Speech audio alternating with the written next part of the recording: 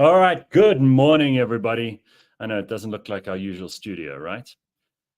Monday. I'll tell you one thing. Getting here now, it is light outside.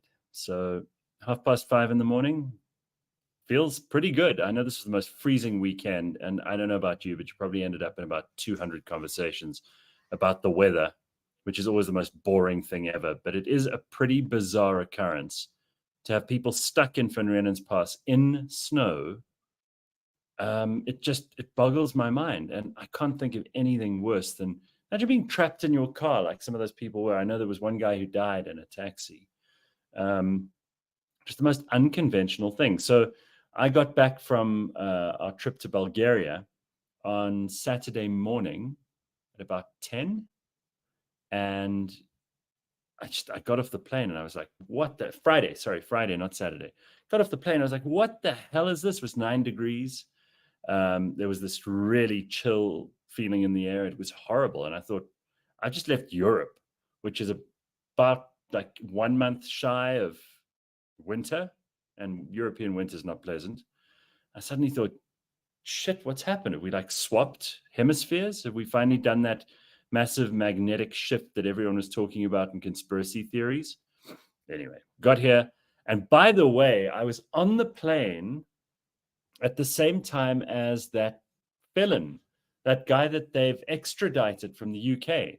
So the whole group that we were with on this trip, it was the weirdest thing. There were border security people on the gangway out of the airplane. So we literally walked off the plane, and there were these guys in like green uniforms that were standing at the entrance to the plane. I thought, what crap is this now? You know, the DA have taken home affairs over. I thought, oh God, more fucking bureaucracy. But it turns out it was because of this guy, this Lomas chap who worked for Eskom for a while and was like heavily involved in skullduggery of all kinds. So we were trying to figure out what was going on. And someone who I know, who was in the group that we went to Bulgaria with, actually ended up sitting next to him on the plane. And she knew something was amiss because they kept saying to her, there's this man coming sitting next to you, but he's sick. Of course, he did what every crook in the history of crookdom is capable of, and that put on a neck brace, got into a wheelchair. You know, it's the weirdest thing is like as soon as you arrest someone, they become unbelievably sick and they can't walk and they can't speak. And I call it the Shabir Sheikh syndrome, you know, everything, they're going to die. And then, of course, nothing happens. But this guy, they wheeled him past us then in the airport and took him off to court on Saturday, where he appeared for the first time. I don't know if he's going to be a state witness and they've got some kind of a deal with him, or whether they're actually going to prosecute him. But I suppose we'll see when we get there. So we started this morning with the studio like not working properly. There's something going on over there. And it's not any of the producer's fault. So we don't have to get keys from somebody. It's a whole thing. And they're trying to sort that out. So I thought I'd just start anyway so we can get going this morning. I see the comment section is alive and well. Lomas Sapus says propaganda. Yeah, I don't know. By the way, I'm not even sure why this guy is the perfect key person to start, you know, prosecuting people within Eskom. Surely the very worst crooks are still in South Africa, or am I being really naive? I don't know. Doubt any of the Guptas will be wheeled into South Africa in a wheelchair. I think the only way that you get the Guptas into this country is in a body bag, frankly. But I'm not sure. So I'm speaking, but I'm frozen. Your voice is making sounds, but your face is barely moving, Gareth, says Bitcoin But. We got an internet problem as well. Ah, for fuck's sake. That too.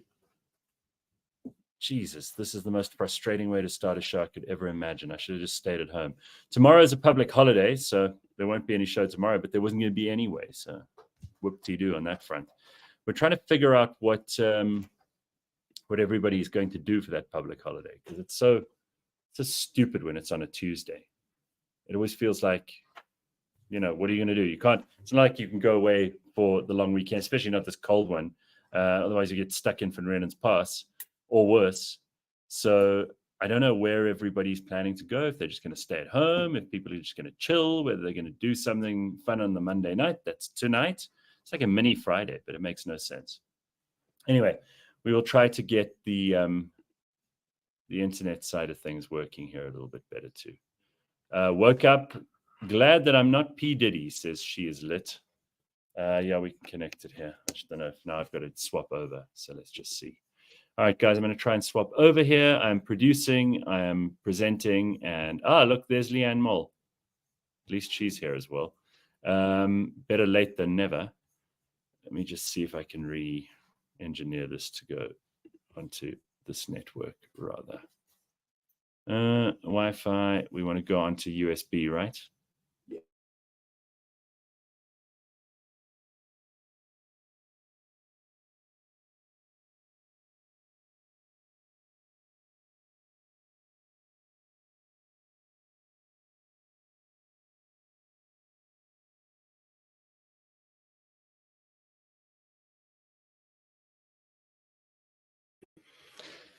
All right, let's see if this is going better. Yeah, XR says real network not working out for you. G, never had these problems before.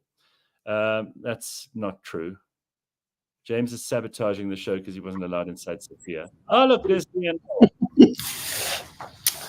I'm reporting to you live from a nearby office. How are you? How was your weekend? Did you stay warm? Yes. I didn't care that it was cold. Who cared? Well, I mean, besides the people who were really, really badly affected. Jeez, how horrible must that have been? Well, I mean, we always say we won't talk about the weather, but in this case, exactly. Yeah, pretty crazy. I'm just resetting my mic levels. They said I was sounding a bit soft. All right, now we're all good. Okay, Busted Sana says, spoke too soon. I think that's about our technical issues this morning. They are trying to figure it out. This is actually not the producer's fault. Now, She's Lit said here, good morning, everybody. I woke up glad that I'm not P. Diddy. This is the most unbelievable story, right? I mean, there are a lot of people on the internet now who are saying we should have known there were signs. P. Diddy's always dodgy, a whole lot of other stuff. I don't agree. I think like this is pretty wild. The things that were going on with P. Diddy and like underage girls and boys and all these celebrities. And now apparently Usher and Pink have deleted their Twitter accounts, their X accounts. Kim Kardashian, apparently all the photographs of him and P. Diddy. Oh, wow. Kim Kardashian is apparently issuing all kinds of letters from her lawyers saying people must cease and desist with certain things. It seems like it's really a fucking disaster, not just for P. Diddy, but like for all of Hollywood. What do you make of it? No, I just think, when these things do happen, it's decades after the fact, which is always scary because things have been going on under our noses all the time. But these people are caught out when they're probably already stopped doing what they were doing. These people are caught out in the late years of their lives. I mean, I'm glad they're being caught out, but is it stopping anyone else from doing the same? Well, it seems to me like Hollywood is really full of all the deviance we thought it was, right? I mean, that's the big problem here, is that all of these Hollywood stars that I don't know. I mean, we grew up looking up to stars, they weren't as easy to reach. They weren't as fame wasn't as cheap as it is now. Let me put it that way. No, yeah. So you've got, when we were growing up, these movie stars and these rappers and these singers and these actors, they were amazingly out of reach. They were far and away like these, incredible personalities, these big names. They're the kind of people, if you met them once in your life, you were like, oh my God, I met this person. I mean, I dined out on meeting Jack Nicholson for like 20 years. It was the most exciting thing that happened to me when it comes to brushing with celebrities. And yet you kind of had this feeling, because people who are not rich and famous like to pull down people who are. And you think, well, maybe this is bullshit. But people were saying, oh no, these Hollywood people are all just, they're basically degenerates.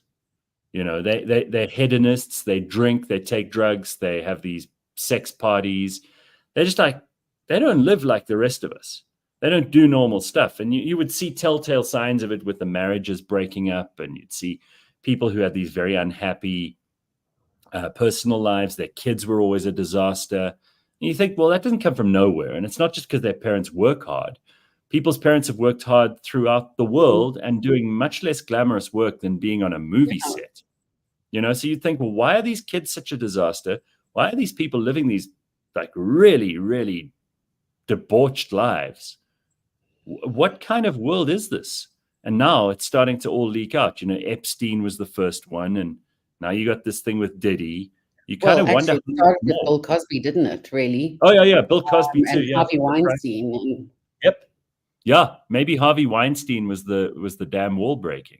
Yeah, but it's crazy how these people are coming across as either, as you say, debauched and out of control and just really horrible people, or they're coming out as super woke. There's like no real in between. And the ones that are coming out as super woke are ending up being slammed just as much as the others. You know, I was thinking this morning driving here, listening to Taylor Swift, how her coming out against Trump has been just as horrible. So yeah, being woke or being debauched, you're in the public eye after all. You've chosen to, you may not have chosen initially, but you've kept on with this life where everyone's going to see every tiny thing. Yeah, it just makes you think about how much of this stuff is going on with people who aren't famous.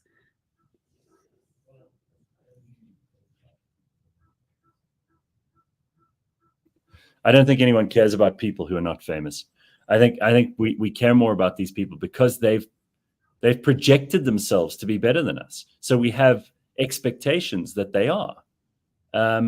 It might not stop people, but it will definitely make them think 3 times. Stars always thought of themselves as untouchable. This is Dirk's point, and I think I agree. Pun intended. The public reinforced these things for a long time. And I like Basitsane's comment earlier. She said, it's curtains for celebrities. They've lost their sparkle. No one cares about them anymore. I think that happened as soon as, I think, you know, we were still at 5FM when you said, when YouTube became really, really popular, and you mentioned that now everybody was a star. Everybody had a platform. And yeah, that's one of the things, is that, are these people really famous? Who knows? Well, if anybody's joining us now and you're a little bit confused as to the backgrounds that Leigh-Ann and I have, because not our houses, it's not the normal set, we're trying to figure out, there's some problem with the power settings in the studio. So the producers are running around like mad animals trying to figure out what's going on. And that's why we're not in the usual setting. But there's so much to talk about this morning. There's so much to get into. I love this, by the way. Isn't this the weirdest thing of all? So they were in Diddy's house. Look at this. They found, let me just take the comment away here, 784 dildos in his home. 784 dildos. Who the fuck needs all of those? I need to do a calculation quickly. That's a lot. Wait, I'm working out. Wait, 784. What's your show us your maths. Show us your work. Like your teachers would always go, show us your work. What are you trying to do? Well, 784 divided by 2, because let's face it, where are the places you can put a dildo? Well, how many places are there? I'm figuring on a woman 5, and I'll explain why. No, I'll explain. No, hang on. Mouth, vagina. You wouldn't put a dildo in there necessarily. Leigh-Ann, let me finish, okay? You're always interrupting me when I'm talking about dildos. Okay, just listen. On a woman, mouth, ass, vagina, and 2 hands. I'm so glad there was another part. I'm so glad you didn't mention, because that would be extremely painful. What was the other one? Well, the equivalent of the urethra.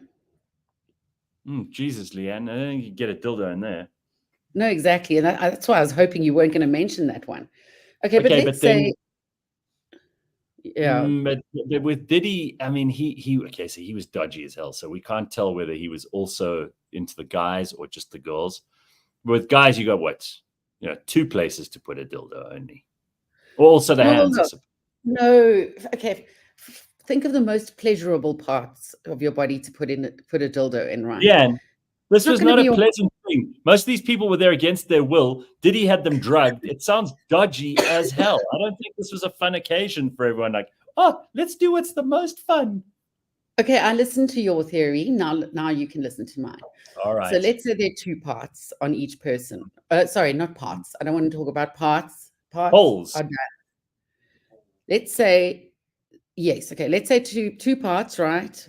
One in some part and one in the other per person. Oh my God! What That are you means going? that Catholic school that teacher this morning. out of those 700 odd dildos, you're going to need 392 people there at once to use Yo, 2. So how big that's were a these lot. parties? That's a Everyone would lot. have to have them inserted at the same time. I don't know, but that sounds to me like a lot. Okay, and I think that Diddy needs to account for this. I want to hear the testimony when he goes, yeah. We kept 784 dildos. I'll tell you why. I want to hear that part of the testimony. That's what I'm here for. What a freak. And they were called freak-offs, these parties, right? Mm. I see Ugh. lots of really disgusting and disturbing comments here. Let's see this quickly. I heard it's 1,000 dildos. I guess some anuses are more than others. No, it wasn't quite 1,000, but I mean, that's a lot, right? Diddy's going to get Epstein. Well, some of the people are saying that because he's in prison already, he's in jail now, that he's going to squeal because he's a weak celebrity, right? They're not used to any kind of hardship. And even though he sings a tough game in his rap songs, that Diddy's not the kind of guy who will respond well to pressure, and that he might crack, and then he'll start naming and shaming everyone else.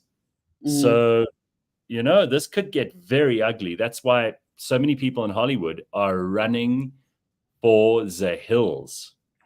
Well, the Queen isn't around anymore, and wasn't she the one who ordered Epstein's death?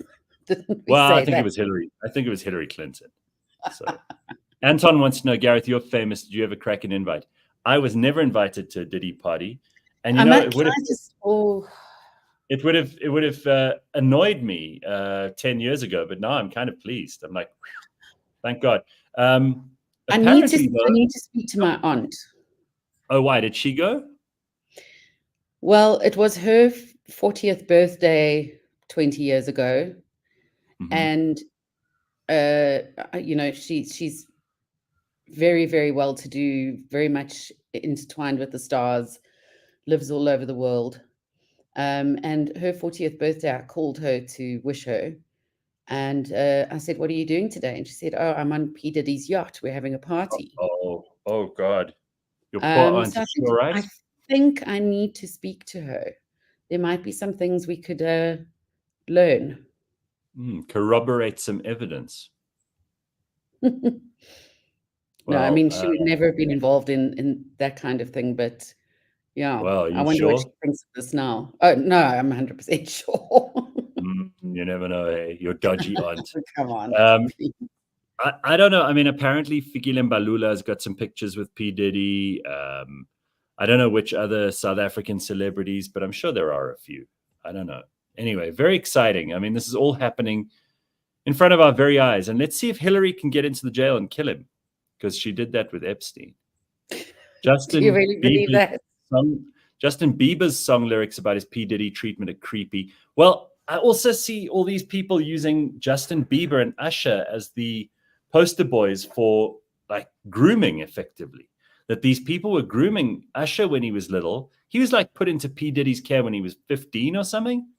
And Bieber was also, there was this weird like video that's been circulating about how Justin Bieber he spent the weekend at P. Diddy's, and it just seemed like an inappropriate thing for this kid to be at this, rapper's house. And anyway, the whole thing's very weird. 1,000 bottles of lube and baby oil apparently was found, as well as the dildos. Jesus. That's not enough for the, oh no, that would be enough. Let's think. Wow. Yeah. That's a lot.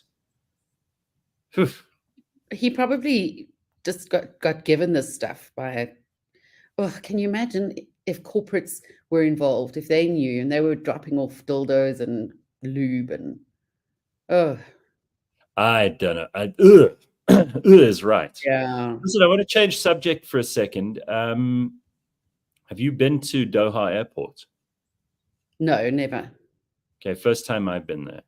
Yes. And they've got an indoor forest. I mean, it's fake. Everything in the UAE, in Qatar, in Bahrain, in all of those countries, it's all fake. Okay, so none of it's real.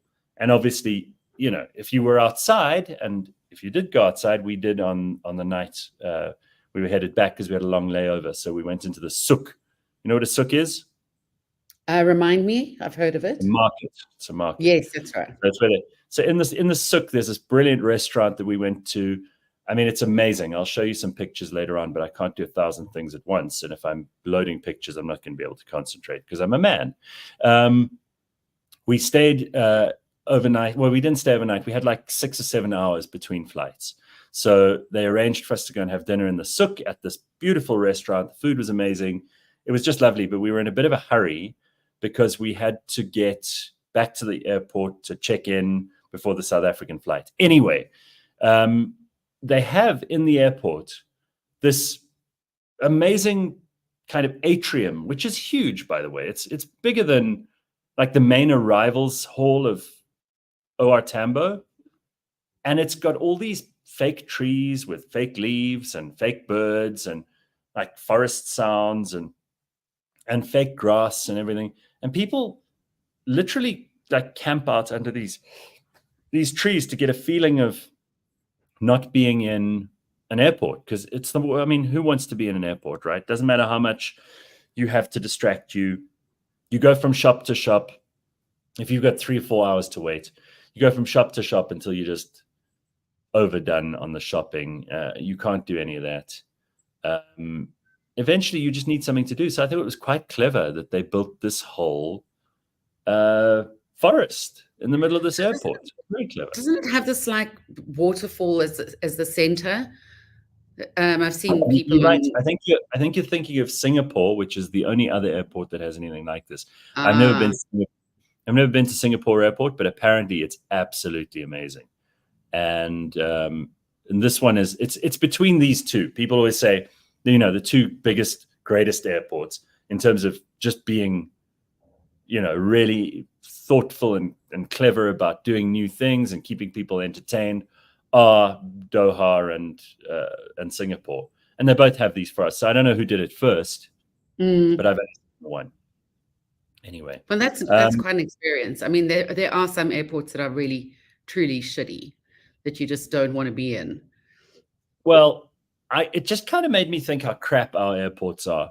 And I don't want to like climb all over South Africa, because we're actually going through a bit of a positive, optimistic country moment right now, and I don't want to spoil that. But you know, OR Tambo's just really needs a lot of work. They need to put in some effort there. The place looks shit. I feel like we don't actually know what to do to improve our airport. So we're just doing the same old. And I don't think anyone's investing any money. They're trying to make some money out of it, but we don't even have the capacity to put more planes through there. I mean, I looked at the queues. Yeah. I looked at the queues when we landed back here on Friday morning, and they were substantial. I mean, it was very frustrating, and I felt very sorry for people who had to wait for, you know, if you didn't have a South African passport, for example, that was an even longer queue. And I'm thinking, this is not how you treat visitors.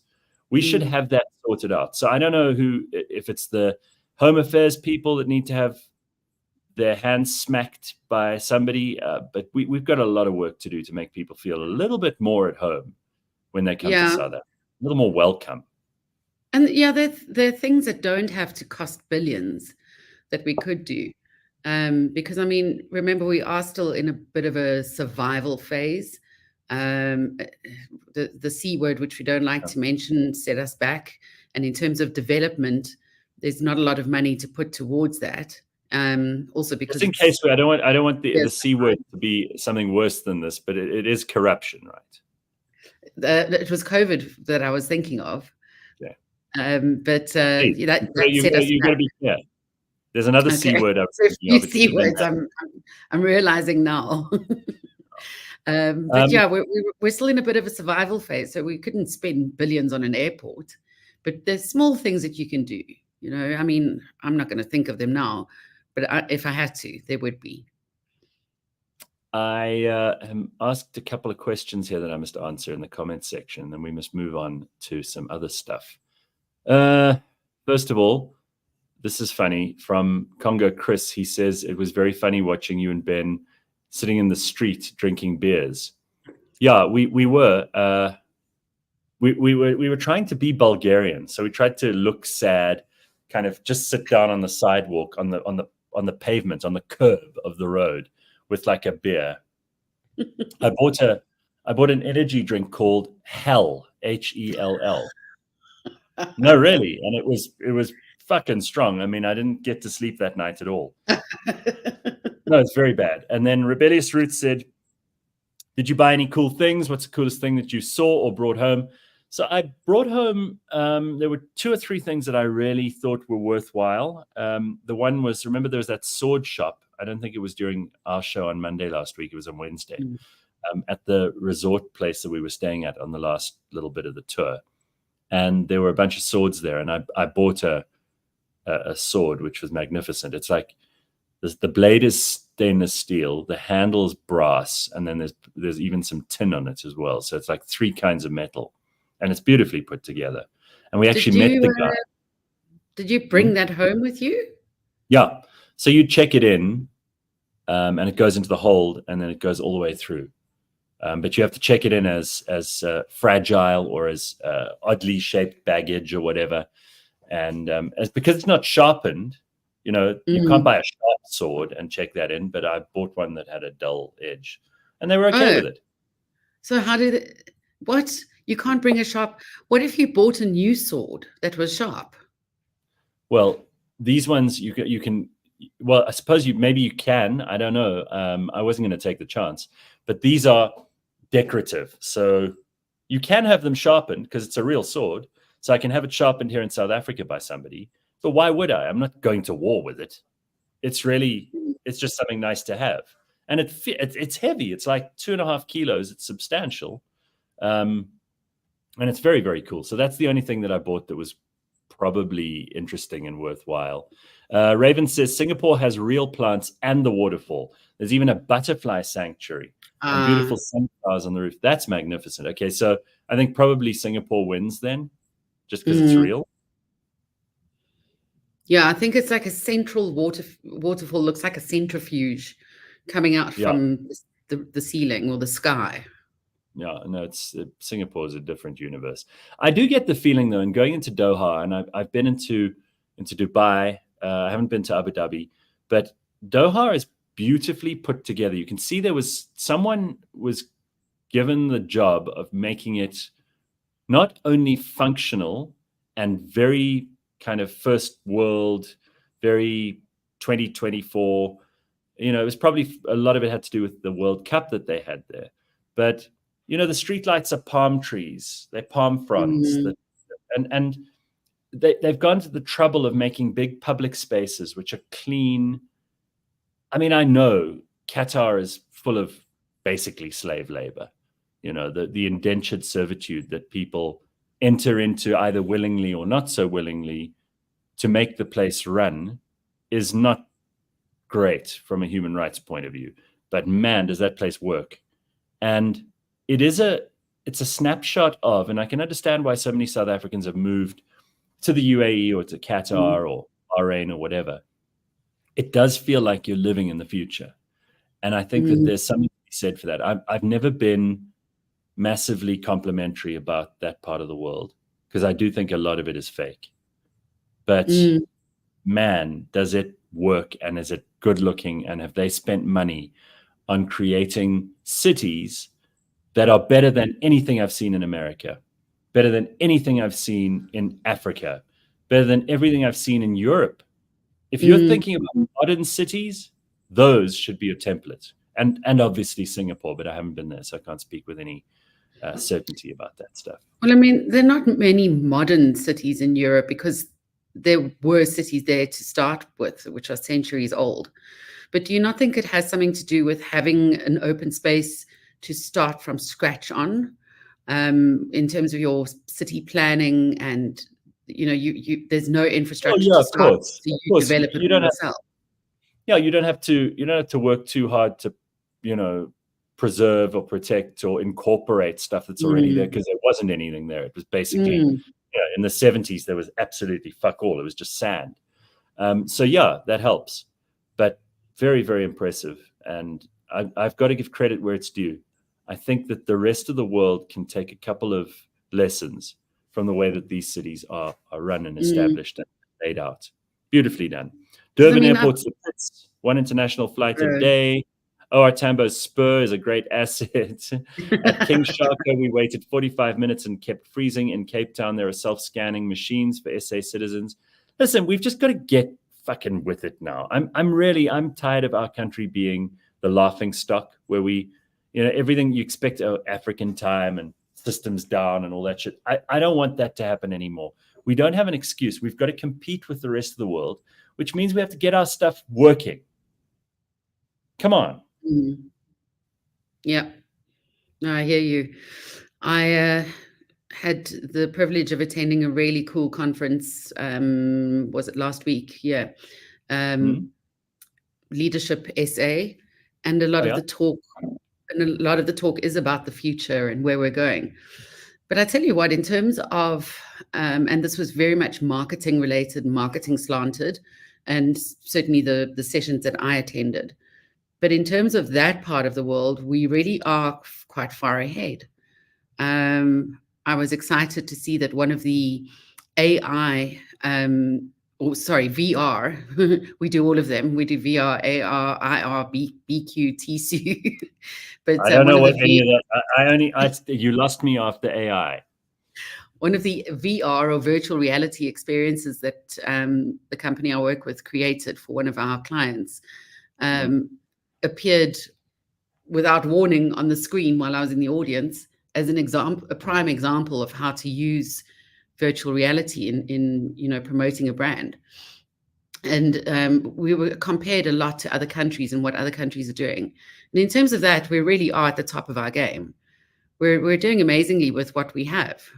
So yeah, it just depends on what you're looking at. But in terms of infrastructure, not so good at the moment. Not feeling happy about that.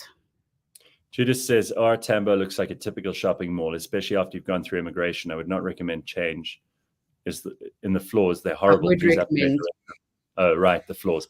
Well, my other problem with OR Tambo is it just shuts down at 11 o'clock at night. Like, all those shops close. And if you happen to have a flight at midnight, it's like walking in a ghost town, if you've ever done that. And also, I don't think that it's geared up to maximally make use of all these different airlines that could be flying into South Africa. We've got to get our shit together. Like, really, that's not even a negotiable. I did something cool this weekend. Got back on Friday, and then on Saturday night, I went to a 90th birthday. Ooh. Yes. Did you party all night? No, I was among the first to leave, but only because it was. You were. Yeah. That's how old That's I am. shameful. I was That among the is first to leave a shameful. 90-year-old's birthday party. No, it was my oldest friend in years, Kate Turkington. It was her 90th All birthday. right.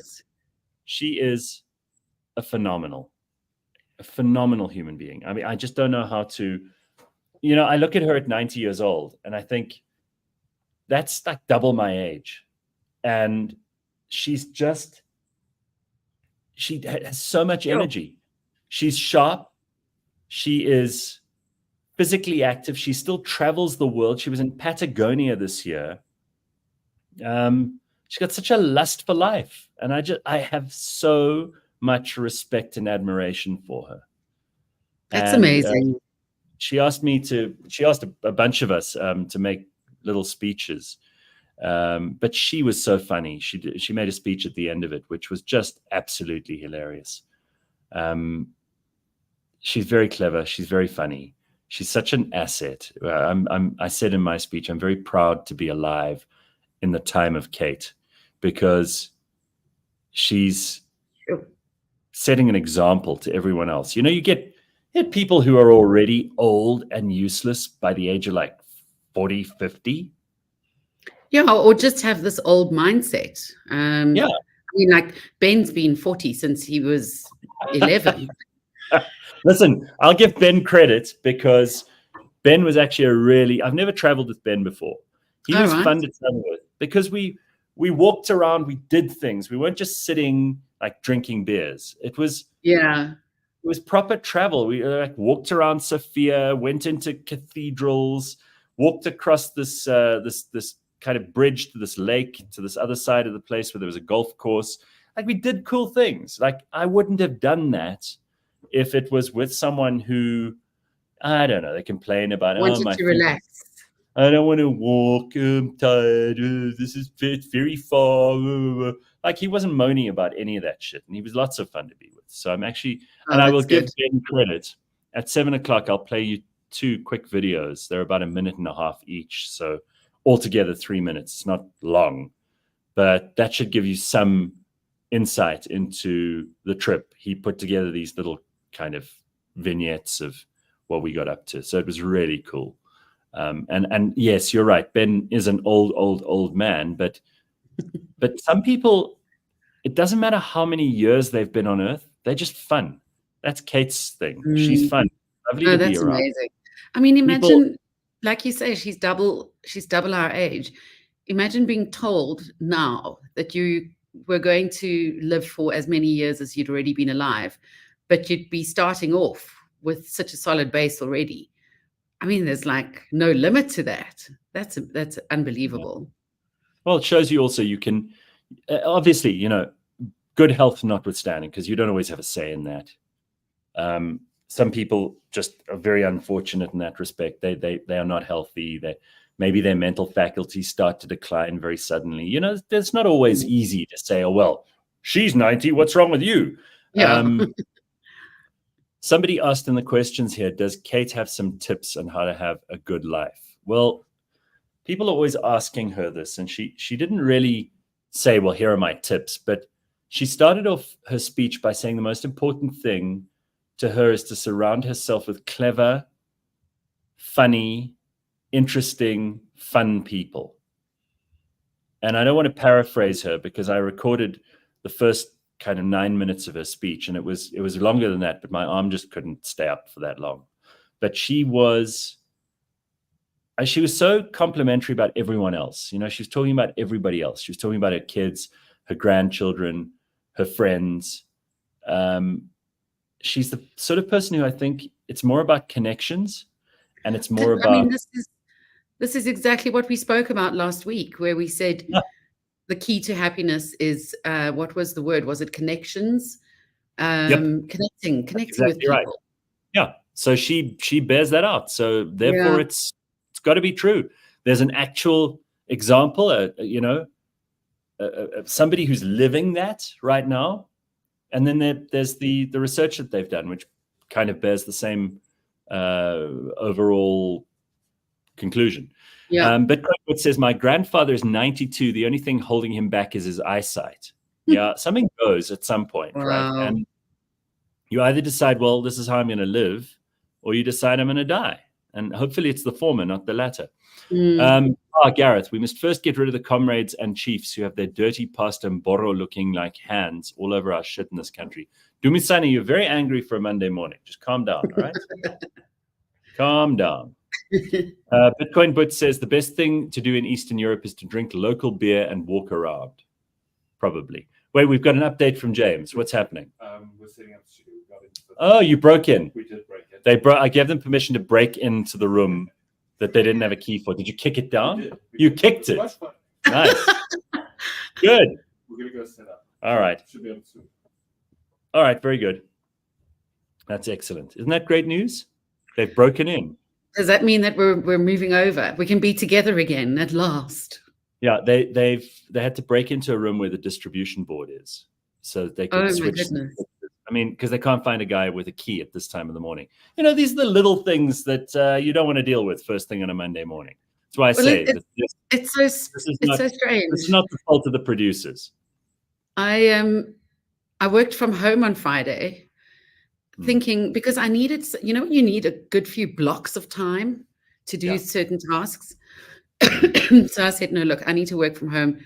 The office is too distracting. It's a wonderful, creative environment, but I need some blocks of time, like a 4-hour block and a 4-hour block. And I clean forgot what it was like working from home.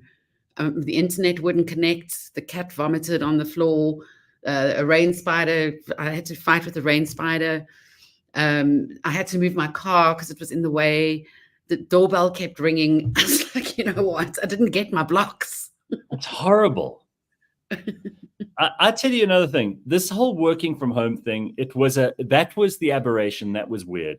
It shouldn't be that way. We shouldn't be working from home. It's good to have the office and then to have your house to go to. And people who think that it's great to just keep working from home, good luck to you. I don't think any companies are going to hire people who do that anymore. Yeah, I mean, but also there's the wanting to work from home out of pure laziness. This was wanting to work so that I could work. That hardly happened. And the thing is as well is that everyone who you usually can just spin your chair around and chat to, you now have to WhatsApp or call, and it just drags everything out. You know, listen, we got to get to Dr. Hanan. He's going to be joining us in a short while. I'm going to talk to him about a question that one of our listeners sent in about seasonal depression, which is something I think a lot of people are talking about. We discussed this on the show on Wednesday from Bulgaria, where I said it's 9 months and people get to a point in September where they're just tired. They're just tired. It's been a long year. It's been a difficult year. This weird weather that we've had over this weekend, for a lot of people, it's like, oh God, we were just getting into the feeling of being, you know, warm and summery. And then this happens. So people are looking for a break. And tomorrow, thank God, is a public holiday. So if you are lucky enough to be able to take tomorrow off and chill, then good for you. You're allowed to. We give you our blessing. Go ahead and enjoy that. Yeah, I don't think anyone would have frowned upon someone wanting to take today off and just have a bit of a long weekend. And, you know, people are planning already into 2025. And it feels exhausting because you've still got Christmas to go. Yeah, it's enough. It's like, when will it stop? Well, I don't know. This is my favorite time of the year, so I don't have seasonal depression, but maybe Dr. Hanan can help us with that. I do want to quickly answer a question here because this is really cool. Max says, what TV show did Kate Turkington do in the early 80s? I remember my gran loving her. So Kate was actually on the BBC in the 1960s. I mean, she's 90, okay? Wow. In the 60s, she was on BBC TV. She was the first person on television ever to wear a mini skirt. Wow. And she had white leather boots that came up to above her knees. And that was very, very, provocative. Yeah, absolutely. So absolutely wonderful woman. And I'm so proud to know her. She really is something else. Okay, let us talk to Dr. Hanan. This is what we do on a Monday. Thank God it's the only opportunity we get to clear our heads and be sensible and make sense of the world. He is the foremost and the most brilliant psychologist, which is why we use him. He wouldn't say that, but I can say it. And we're lucky enough to get to spend a couple of minutes with him on a Monday. So I can't think of a better way to start our week. Here he is, Dr. Hanan Bushkin. How are you, Doc? Well, how are you? How was your trip, Gareth? Fantastic. I loved it. And I don't think I'll go to Bulgaria again, but it was really interesting. It was a place I couldn't have expected on my itinerary, you know? So I think that was quite cool. Oh, nice. Absolutely. So, okay, today we've got this very miserable email from somebody. Hi, Dr. Hanan. I struggle with seasonal depression, and it can become quite overwhelming in the winter. How do I drive myself to stay active socially and physically during this time? So can you help this person? Sure. So... Gareth's sure not going to. So sad. Seasonal affective disorder affects approximately 5% of the population, and it's the reason why we call it seasonal affective disorder or depression is because it affects you in a particular time of the year. So usually it's usually it's during the winter season, but believe it or not, it could also happen in the summer season.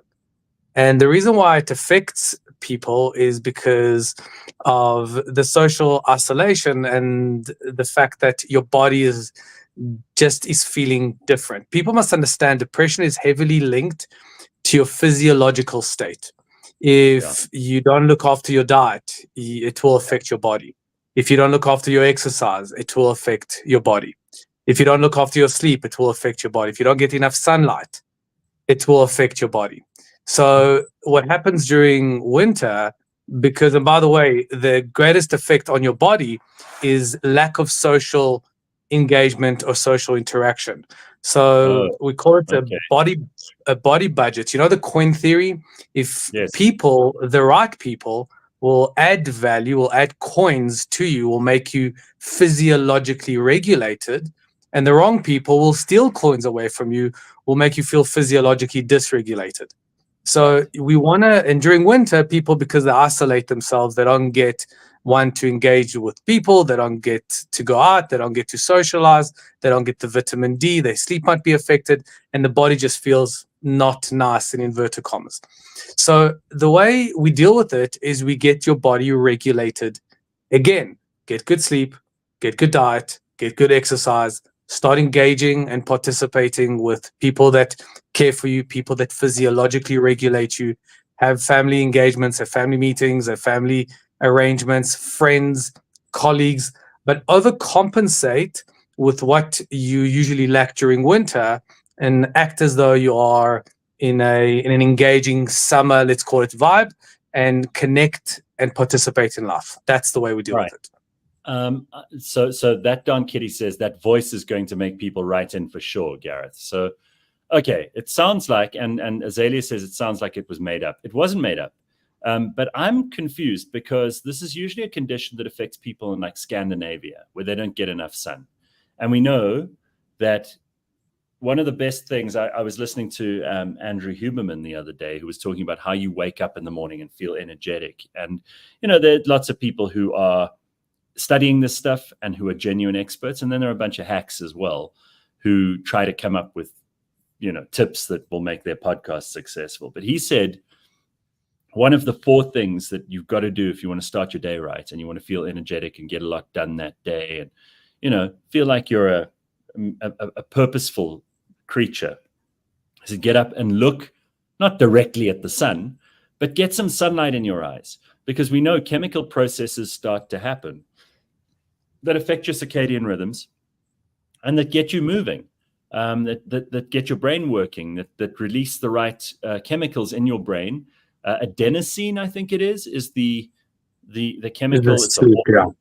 Adenosine is it's produced when you are tired, and if you don't sleep enough, you can't reduce the amount of adenosine that's in the system. So you have to. One of the best ways to do that is to actually get a full night's sleep, obviously, and make sure that you wake up when you're not tired anymore. So you must allow your body to just kind of wake up. Now, most of us don't have the luxury of doing that. I think people have alarm clocks. We have things to do, people to see, places to go. I'm not going to sit here and moan about the fact that I got 2 hours of sleep last night. But there are other things that people can do. Like you can fill your day with appointments and meetings and important things that you want to do. You can make little to-do lists so that you actually have just stuff to keep you busy. Then you don't have time to think about being depressed. All right. So there are a couple of sleep hacks that you can include and incorporate in your life. Obviously, we want to get sufficient amount of sleep because sleep is the number one factor that will make you feel mentally unwell, or the lack of sleep. So the first thing we do is we regulate your sleep. Lack of sleep is responsible, never mind for a shorter life. It will decrease the value of your life. It will create anxiety, depression, insecurity, frustration, anger, try to speak to somebody that hasn't slept for 3 nights, see what mood they're in. The monster comes out of them. So they start speaking gibberish. People can't add 1 + 1. So sleep is a very important factor in regulating your emotional state. As I said, diet is one of them. Exercise is another one. Huberman highly recommends getting some vitamin D sunlight.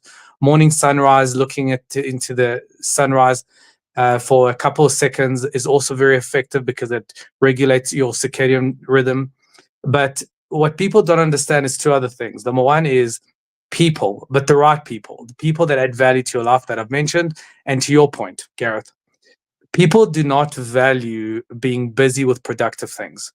They see it as stressful in inverted commas, but let me tell you what's more stressful.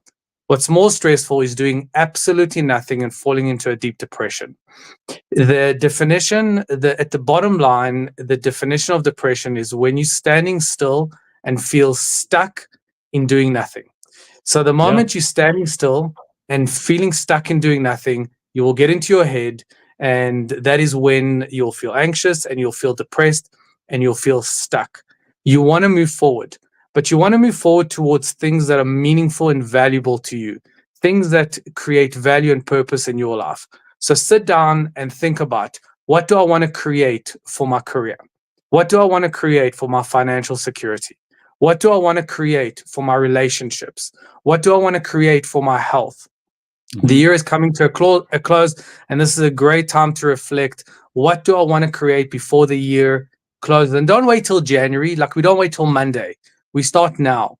And if you're able to move forward in all those aspects, your career, financial security, your relationships, and your health, you will be looking forward. I call this, by the way, and I think this will be really meaningful to everybody listening. I call this the chin down versus the chin up approach.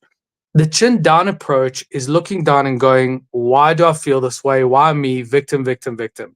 The chin up approach is, what can I do about it to make my life better? So look up, look forward, create meaning, create purpose. Don't look down and ask yourself why and how and who. Look forward and create a greater version of yourself every single day. I love that. I want to go to some comments though, because I don't want to miss out on these before we let you go. That Don Kitty says, summer in the UAE has a bad effect on, probably says, has a bad effect on some people. It's too hot to even go outside, so you stay indoors and remain isolated. Isolation's a killer, right, Doc? I mean, that's a very real problem, because Charlene says, I totally get what the doc is saying. I isolate because I've been single for so long. If I do go out, I get hit on, so I avoid socializing, and it is affecting me. Yeah. It's a great point. So to the first comment, as I said, seasonal affective disorder can affect people in summer too, because of that reason. The moment it's too hot, one, your body feels bothered, your body feels not nice, and that can affect your mood. And two, if it's too hot, you don't socialize. You stay indoors and you isolate yourself, and then you're forced to do the chin down approach. Why me, why me, why me, which is a great way to feel anxious and depressed. To the second, what was the second comment? Just remind me. She doesn't want to go out because she gets hit on all the time. I mean, I'm sorry I had your, I wish I had your problems. Like, I wish I was so pretty and so hot that I got hit on all the time, Charlene. Come here with your moaning and whining. You know what? How would you like to be ugly? And then no one will talk to you when you go out. Have a hunchback and a club foot, and and you slur and you slobber. And no, I mean, come on, Charlene, stop complaining. Yeah, listen, it's a good problem to have, but for her, I would recommend that she goes out not with to those environments where she feels that she doesn't fit in, or she feels that she's getting negative feedback, or let's call it those cheap environments where she's getting hit on in ways that don't regulate or don't make her feel nice. So create those small engagements. You don't have to go out and create these big circus events. You can create small engagements that just regulate you with good people. All right, awesome. I like it. And then she says, thanks, Gareth. Well, you know what? I think there are also, I do understand, it must be very irritating. I've got a friend, she also gets hit on all the time. So she just doesn't have male friends. She's got a handful of people that she sees, and she just doesn't go out anymore. She'd rather just be around us because we're not gonna like terrorize her. And I think it must be, listen, without being horrible about it, Charlene, I do think it's a kind of burden to bear to have guys hitting on you the whole time. It must be horrible. But at the same time, I think the alternative is even worse. Imagine people going, "Oh, you're so ugly," and avoiding you as a result. And listen, and people take it for granted. They think it like it's a small thing or insignificant thing. But when you get hit on in a cheap way, it actually makes you feel awful about yourself. Yeah. This is not hey, this is who I am. What's your name? Can we grab a drink or start having interesting intellectual philosophical conversations? These are maybe drunk people that make you feel like a piece of object as opposed to a real person. It's not nice. Look at this. Let's just look at what Leigh-Ann's doing. She's in the studio getting ready. Look at this. Look, she doesn't know we can see her. Look at her sitting there. Look, she doesn't know what's going on. Approach. That's the chin down approach. Look at her just sitting there. She doesn't know that we've put her on screen. That's I love it. Great. All right. Doc, we will see you on Monday next week. See you next week. Holiday tomorrow. Same to you. And for all those people who are feeling a little bit down, Graham says here, join a running club as an example. Like-minded people don't see these situations as a speed dating session. You can find stuff to fill up your day. Find meaningful stuff that you love. Really, it's not that hard. Join a club that does, I don't know, painting. Yeah, there's 100%. stuff. Everybody's interested in something. Find the thing that you're interested in. Go and join a club. There are people who fix 100%. cars. Whatever you want to do. All right. Thanks, Doc. Have a lovely week. Guys. See you. You too. Bye, guys. Bye. All right. So, look, there's Leigh-Ann sitting in the studio. She's on her phone, minding her time. All right. Well, we've got to get onto it. Luckily, the studio is up and running. Well done to James and to Flex, who broke in. Who kicked the door? Flex kicked the door. Did you film it? I didn't. You stupid idiot. You know we're in the business of content creation. You should film these things. What a moron. I'll take that one. Now, that's the only time I'm going to climb into you this morning. Jesus. All right. We will be back in a moment. Hit those ads and we'll come back with the studio and everything working. Cool. Can I disconnect?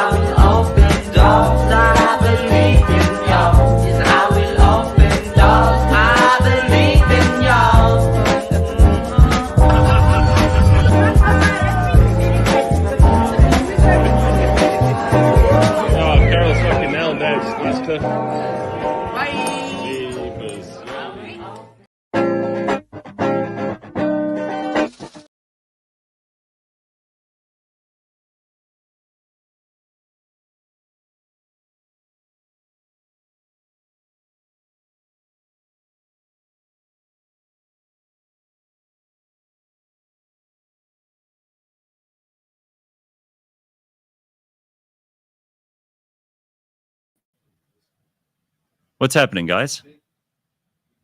Okay, there we are. Right. My producers are traumatized. They've had to be door destroyers this morning. They've actually committed a crime, haven't they? Yeah. They're breaking and entering and destroying property. But it's cool. I think we'll manage. We've got an awesome guest joining us in just a short while, which is another reason I'm pleased we got the studio organized, because he is a very, very interesting man with a very interesting story. I've been reading his book, and I think you're going to enjoy speaking to him too. His name is Antonio Iozzo. He's going to tell us his story, and it's just something that could happen to anybody. It's not like this guy made bad decisions and then, his life started spinning out of control. He's a tremendously successful, hugely enthusiastic, optimistic, cool guy who was living an unbelievably successful life. And then suddenly it all went tits up, Leigh-Ann. Wow. And you know all about that. Yeah. So we'll talk about And that. a thing or two. Yeah, well, yes, especially about titties. So just a quick couple of things. We've got to make a remark about the weird weather over the weekend, even though I think probably most of us are sick to death of talking about the weather already because boring people talk about weather. But it was extraordinary. Yeah. And there were a lot of videos that came out of KZN that were unbelievable, right? Yeah, no, really. My brother was traveling. He was in Zanzibar. And when you go to Zanzibar, I mean, you're not going to pack the warmest things, right? No. So I said to him, I don't know what to tell you, but it's really cold. I don't know how you're going to get off the plane and survive. You'd better double up on your Speedos. And Zanzibar is a whole different Yeah, exactly. climate to So, what you would have had here. Not only KZN, but obviously everyone feeling the cold. But yeah, it was nice to see some people having fun with it as much as you could have, even the people who were stuck in it. And I know that 2 people did pass away from exposure during the KZN issues. But there were a lot of people who were stuck right in it for 20 hours and made the most of it. And there was one TikTok I saw in particular, and I ended up following her journey. And they were sending out troops because it was a garage about 3 kilometers away. And they ended up like putting all the warm clothing they had onto these people, sending them off in the snow to literally trek to go to the garage for supplies. What do you do? I mean, you can't, if you stay in your car and you run out of fuel and your car isn't, you don't have a heater on or something, you're going to get colder and colder and it's going to get worse and worse. Snow is starting to build up. Mm-hmm. What are you going to do? We're not a country that's used to this. No. And if you get out of your car and you try to traipse through the snow, that might also be fatal in a much worse way. You don't have clothes for midwinter. In fact, there are probably people who are going to KZN because they had the weekend, maybe a long weekend planned at the beach. So they got like beach clothes. Look, we had enough warnings in the weather, but we didn't know it was going to be that drastic. Okay. Please, man, we're South Africans. We go, Yeah. how bad could it be? But no, she filmed some cool stuff with her and her friends in the car. They were using everything they could. She had her eye mask on and she taking the piss. And then some rescuers arrived, some Afrikaans looking guys, and this was a black girl who was filming with her friends. And she said, "Oh, Jacobus has come to rescue us." But then Jacobus started on the opposite end of the the onward traffic, and she filmed and she said, "No, sorry guys, I've just realized we're black. He's going to start that side with the whites." So yeah, she just showed a sense of humor, and I thought that was pretty cool. Listen, it must be a very, very scary thing. I did see a lot of people who rallied to help. There were people in the surrounding areas who came out and brought out coffees, brought coffee and brought blankets and helped people. And that's the nice stuff that you see when a horrible situation occurs, when circumstances.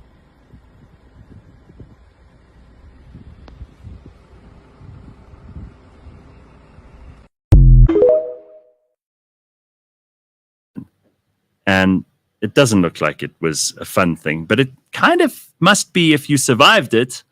You go, oh, we got through. My sister and her boyfriend were on their way back. They came back on Friday. Oh, yeah? So they just made it. Can you imagine? Yeah. They had their dogs with them. Oh. Yeah. That would have been And awful. interestingly, one of the people who passed away, I'm not sure who the second person was, but the first lady was in a taxi, and she was with other people. So there was like the body warmth was there, and she was actually fine. She ended up walking through a supermarket to get supplies, and that's when she collapsed, and that was from exposure. Oh, so she's the only one who died. There were 2 people. Yeah. Yeah, horrible. By the way, B says in the comments, the universe really hates KZN. There's always a drama there. I don't know if that's fair. I don't know. But what are you going to do? Yeah. Once we were on a school tour in the Drakensberg, says that Don Kitty, and it snowed. We didn't have gloves. We had to use our socks as gloves instead. Hopefully clean ones. Yeah. Barely Vocal Media says, welcome back, Gareth. Did you bring back a Bulgarian babushka? No, but I thought about it. I thought, these guys who get the Russian brides, they're not entirely stupid. It's a good deal. Well, it's a good deal for her. It's a good deal for him. You want to deal with some moany South African woman, and I can get some moany Russian woman who moan a little bit less because I won't understand her. I'll be like, what? I don't understand you. Why are you moaning? That 90-day fiance or whatever it's called. They always seem, the bought brides always seem what? So upset and grumpy. Well, not as upset as they'd be if they stayed in their home shitty countries. Tell you that. They expect a lot, eh? More than a South African woman would. I'll tell you that much. Well, you think? You think? Oh, yeah. Please, to get out of Ukraine at the moment, it's a war zone. Don't tell me it's worse here. I promise you, these women are like, they expect absolutely everything. Well, everything is better than nothing. And what you have to do, it's a negotiation. You settle for what's in the middle. Everything, nothing. You can come and live with me. You don't get a salary, but you can go and shop. You can cook. You can have. I know these women won't cook. Not the ones I've seen on 90-day fiance. No, half of them gone. They end up divorcing because they haven't got everything they expected in terms of like luxury, high end, lots of money, dripping in gold, massive rings, in the salon the whole time, in mansions. Oh God, they want Porsches. So basically, they're the same as most of the girls I'd meet in Joburg on a weekend. Worse. Ugh, what a pity. The chances of maybe I have to go back to Bulgaria. Maybe. Bulgaria, they I don't know. They seem very humble to me, but they're not comfortable with being happy. They really don't smile. We had the grumpiest waitress in the world on Wednesday last week. We ate like a salad lunch type thing at this golf club. It was like a golf club, and they were doing the Bulgarian Amateur Open. So you would think, and look, there was no one there to watch it because it's like, who's in the Bulgarian Amateur Open? Yeah. But anyway, Ben and I sat down for lunch. This woman came. She resented and loathed and hated us for sitting in this restaurant.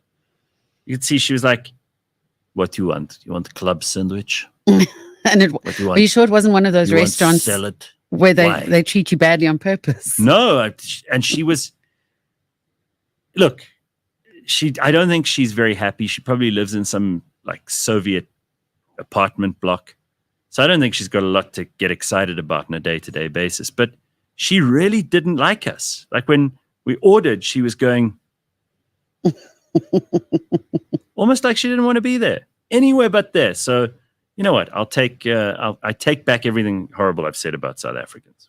We're good people. We're fun people. We're nice, friendly, optimistic people. Well, I like it. You know what? There's a waitress who spoke out recently on social media, Mihlali.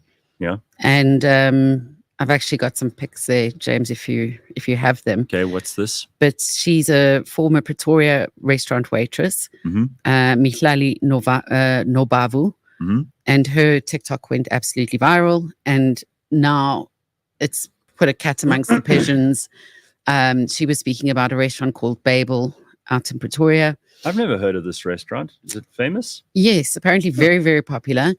And a lot of the people who went there said they had no idea what the waitresses and waiters were going through there because the service was always amazing. They particularly said the service was amazing. But this isn't the only restaurant, so I don't want to just call them out. But her video has so what, allowed... They don't pay their staff? they pay them terribly, Oh, God. and they treat them terribly. In fact, the treatment is worse than the payment. They are required to buy their own uniforms, which is a bit of a problem. Bit of a problem. I'm trying to remember the list of things. They only get tips, of which money comes off of their tips and goes to the restaurant. Okay. They said that because okay, so listen, this is not a slave state. You don't have to stay. Why would people stay in a job like that? Well, they don't. These people have been leaving in their droves. And they've apparently shut the restaurant down now. I'm not sure. That's if what they people are have. saying in the Well, comments. there you go. But they would be charged for breakages and lost cutlery. So if customers took a knife or fork, Okay. they would be charged for that. I feel this, Mihlali, I'm sorry that this had to happen to you and that you had to end up in a shitty job situation like this. But let me tell you this once and for all, because we got to get to our guest. If you're in a shitty job and you hate it and they're treating you badly, you're not a slave. You must leave. Use the law of 2 feet. Get the hell out of there. There's no one to blame but you if you stay in a horrible job. You have to have the self-respect, like she did, clearly, because she put this video out. Good for her. But all the other people, stop letting someone abuse you. You live in a free country, and capitalism can save you. You're not a slave. Get out. Go. Start your own thing. Go work for someone else. There are not all terrible bosses out there. Some of them are not so bad. And if you're willing to work hard in a place like that, trust me, there's some other place that'll hire you, and you'll have much better working conditions. You won't have to buy your own uniform, and you'll get paid properly. And it's not Bulgaria. And it's not Bulgaria, so people aren't as grumpy. All right. Antonio Iozzo holds a very prominent position in Johannesburg's business community. He serves as the CEO of IUM, and I'm sure you've heard of Body Action Gym. I certainly have. His journey as an entrepreneur has been exceptional. He's attracted all kinds of media attention, and the right kind of media attention, too, it's worth saying. He's been featured in various publications. He's even graced the front cover of Entrepreneur magazine. That's where I first saw his face. He's led an impressive 3 billion rand conglomerate. They include diverse sectors like insurance, construction, hospitality, business ventures, all kinds of interesting things. His success is attributed to his commitment to setting an example, building trust and loyalty among customers, employees, and business partners through unwavering integrity, visionary leadership, innovative thinking, and relentless hard work. But we want to talk to him about his book, which is called Slaying the Dragon. Now, after that intro, you're probably thinking, well, this guy sounds like he's got it made. Like, this is the happiest guy in the world. What could possibly be interesting about the story from here on? Because we all like a good success story. But this guy's story took a really weird turn. So apparently, he went in for an operation and he ended up addicted to opioids. And I'm not going to paraphrase his story because he's here to tell us himself. But first of all, man, nice to have you here. Thanks very much, Gareth. And thanks for coming in first thing on a Monday morning. I know how busy you are.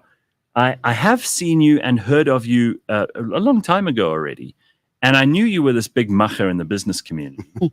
And I didn't know about all of this stuff until I saw your book, which you only released. You launched it publicly, 2-3 weeks ago? Yeah. So congrats on the book, but what a story. Yeah, it's been a crazy ride. It's been a really crazy ride. How does someone, I gave that intro on purpose because it sounds like a PR. It's been written by someone in PR, but it's true. I gave it on purpose. I read the whole thing because people, when they hear about all of that, they're like, oh, this is perfect. Life just, it's bliss from there on in. That's what you thought probably at the time. Yeah, listen, I was living probably my best life at that stage. I'd taken up superbike racing. I was getting to the track about 2-3 times a week, really enjoying it. And a freak accident at a race in Killarney in Cape Town changed the course of my life. Yeah, so I mean, these things happen with superbikes. So you knew that there was a chance of it, but you go into hospital, they're going to operate on you. They give you something for the pain, which happens to everybody who goes into hospital.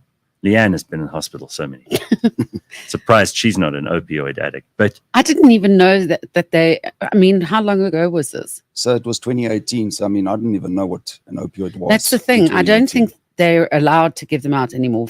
Am I right? No. They are giving them out they freely still in South Africa. That is the Oh, problem. jeez. So in the States, they've tightened the tap. But I mean, my daughter went in for her tonsils last year. They gave her Oxy. One of my Really? attorneys went in OxyContin, for his huh? knee, was given Oxy. No, Oxy is the go-to drug in South Africa. I So- mean, I've just had hip surgery and I didn't even check what I was having as a painkiller. Yeah, and they give it to you in the form of a patch, or Oxynorm is the trade name of the. So Antonio, just tell me what happened, because you didn't realize there was a problem straight away. No, so I mean, You the go in for the hospital, I so you feel a bit groggy, you wake up, and then, as you say in the book, you started to pick up these signs that something wasn't lekker. So I mean, in hospital, I was in ICU for 2 weeks. So I was given Oxynorm, 1 tablet 4 times a day. I was also on morphine and I was on pethidine. Yeah. So oxycodone takes about a week for your body to get really addicted to it. 1 And week. 1 week. And then when I left, they gave me a 2-month supply and take it at 1 tablet every 4 hours. And that's how I took it. When the tablets ran out, that was when the depression, the body sweats, the aches started setting in. And that's the first time that I started to research what are these tablets. So I was really knee deep in the shit by the time I realized what was wrong.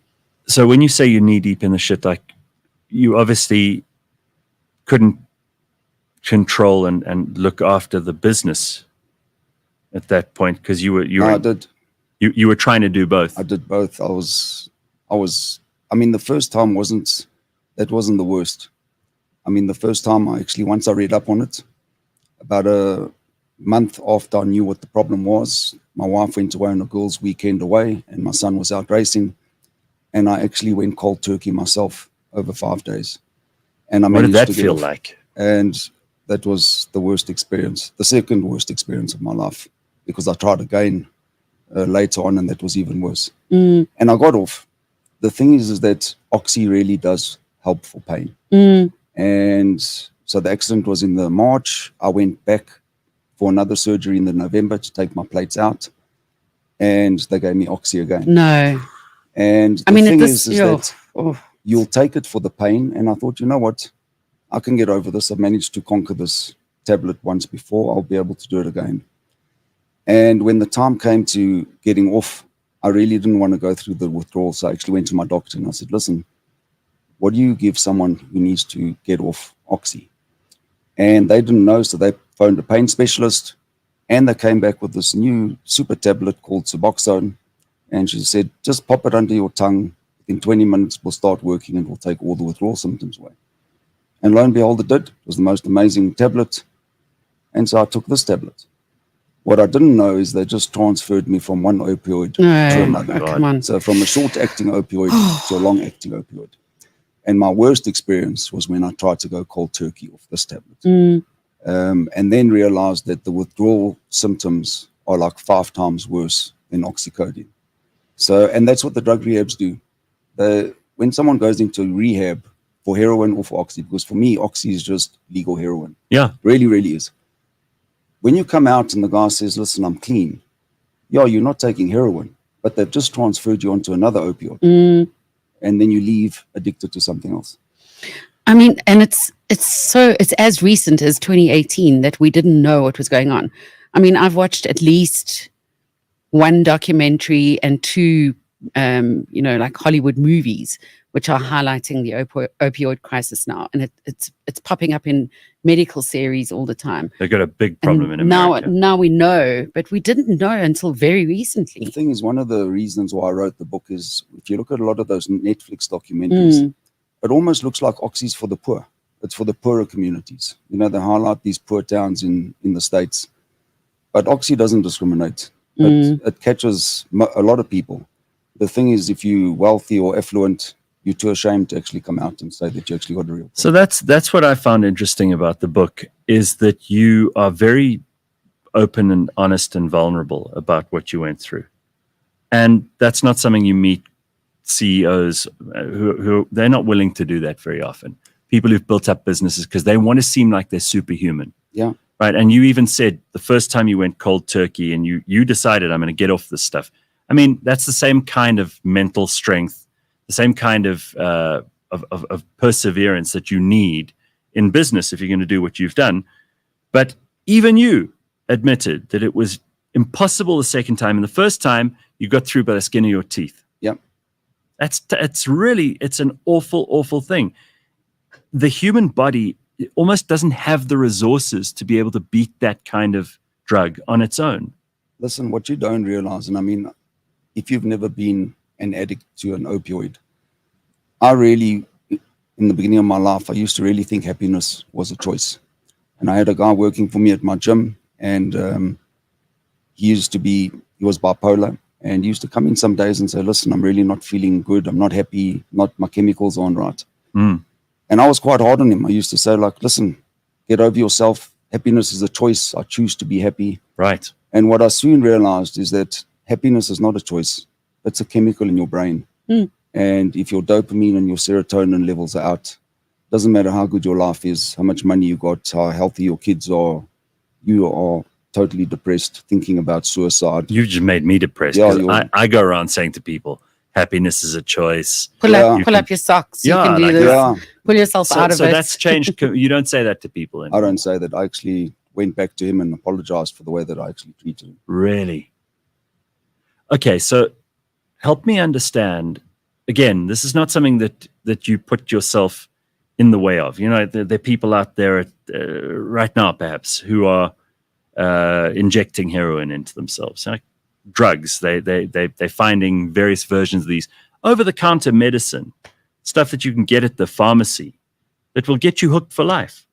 And these people are choosing it. You didn't choose that. This happened to you as a result of an operation. It took you a while. How did you eventually break that cycle that you said you went from one medication to another?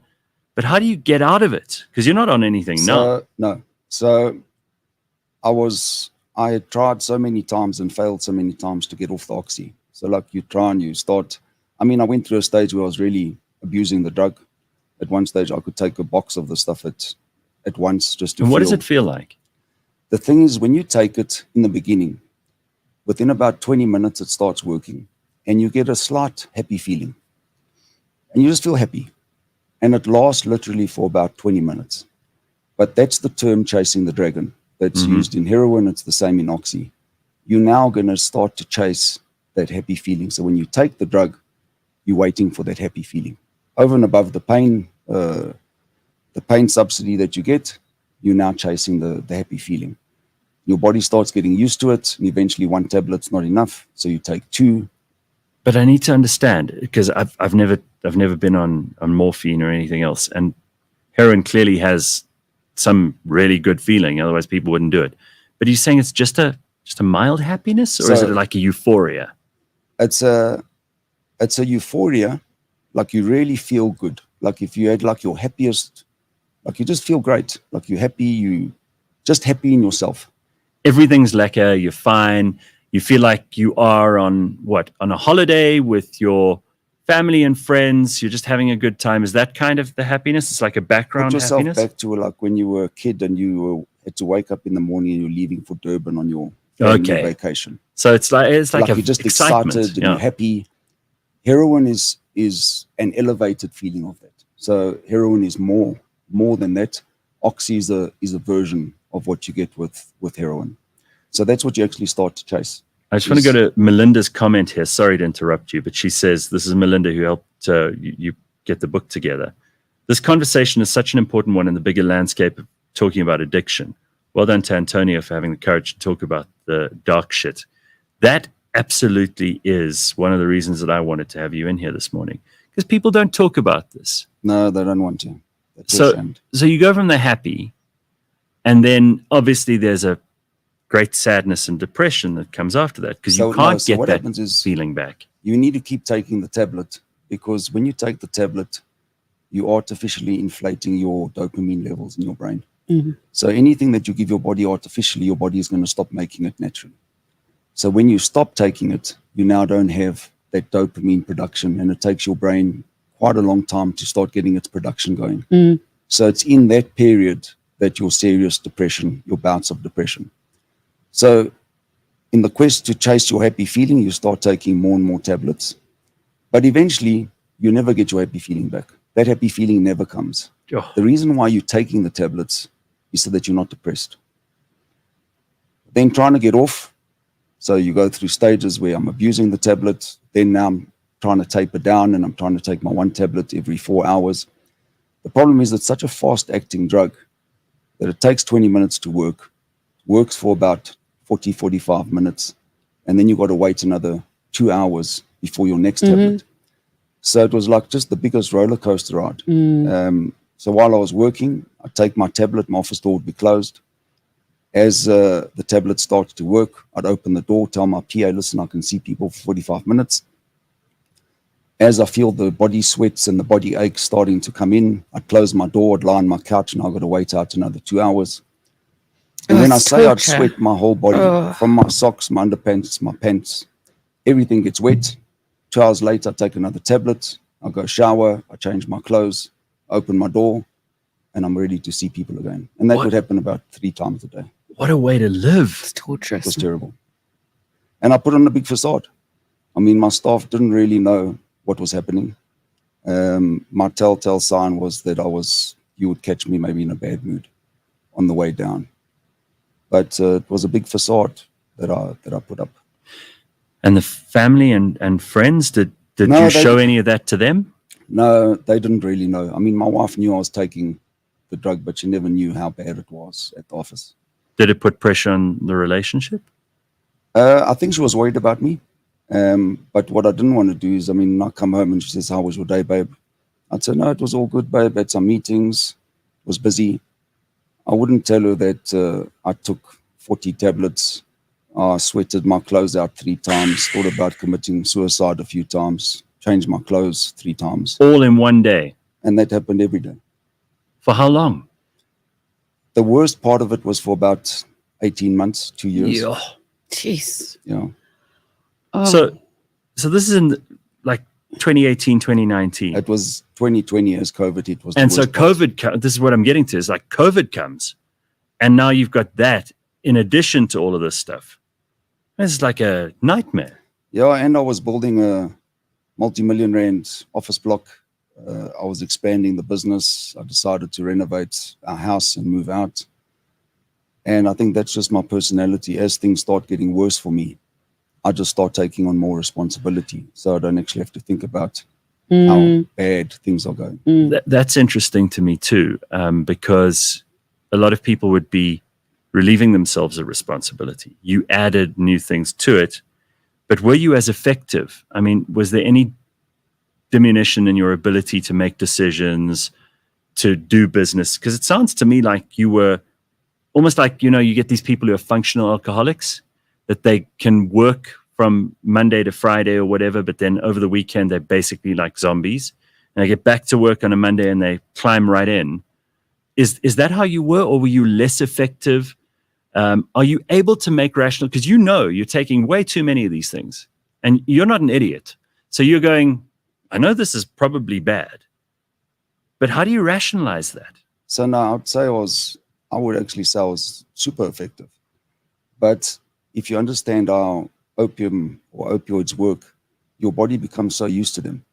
That's how overdoses and deaths happen, is that someone goes from maybe going to rehab and not taking the drug for 3 months or 6 months or a year, and then they go back to it, and then they go back to the same dose that they were on when they stopped, and their body can't handle it. So my body just got so used to these tablets that I would feel nothing. I wouldn't really get drowsy. I would. And you didn't lose or gain weight. There were no outward signs. I still trained through my depression. I went to gym.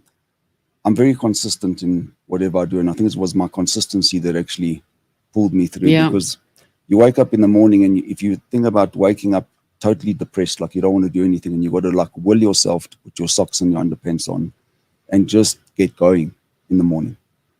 And you're like on this hamster wheel. And at the same time, I got this back of mine that was really, really screwed up. And the pain, I could almost justify why I was taking the tablets, because the pain is there every day. I mean, it was a serious crash. I should have been paralyzed.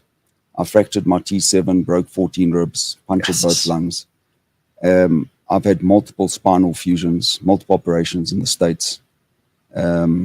So I So could is your- justify taking the tablet, Are you in pain right now? always. Mm.